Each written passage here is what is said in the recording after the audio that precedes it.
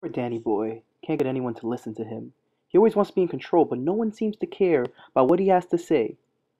One day he decided to do something about it. He went to his professor and asked, "How do you have control of everyone in your class? What's your secret?"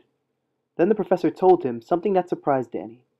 The professor said there are only really three ways to get someone to do what you want them to do. The professor began with force. Force has been a very effective way of getting things done, he said. If someone disagrees with you, maybe you're stronger than that person, so force is one way of getting someone to do what you want them to do. Another very effective way of getting someone to do what you want them to do is by rewarding them. If you clean my house, I'll give you $50. When we offer to pay someone with either money, goods, or services, that is a reward for what they did for you. Danny asked, "What if I don't have any money, or anything else to reward someone with? Or if you're too weak to force them? What else can you do?" The professor then told Danny, "You did not let me finish. The last way you can get someone to do what you want them to do is by persuading them. Tell them it's the right thing to do and just maybe they'll do it." "Aren't you a government teacher?" The professor responded, "Yes, of course." "Then how does this pertain to the American government?" The professor then quickly said, "Our government was created with this model of getting things done. We knew about these three ways, and that is why our government is broken down into three branches." The executive branch composes of the president, the vice president, and his cabinet. Executive comes from the old French exécutif, from executor to carry out, or execute. How does this pertain to government? The executive branch carries out the law. The president is the commander-in-chief of the armed forces, meaning he is in charge of the army, the military. He's also the chief executive. He enforces the law. Our current president is Barack Obama, who is the 44th president of the United States. The president also has the power to veto any bill that comes from Congress.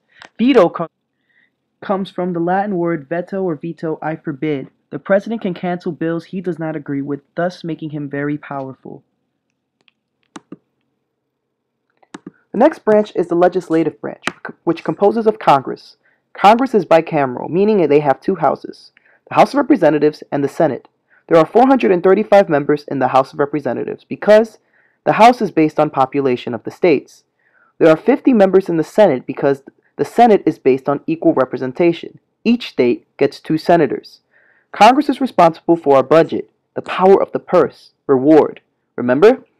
They also can propose U.S. constitutional amendments that can eventually become laws.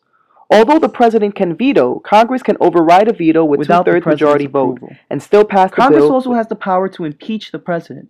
Impeachment is the presentation of formal charges against the president by the House, and then he is later tried by the Senate.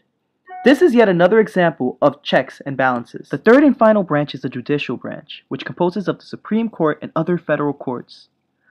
The most important is the Supreme Court. Supreme Court justices are appointed by the president but ratified by Congress. They decide what is constitutional and what isn't. Supreme Court justices can also serve until they die or retire.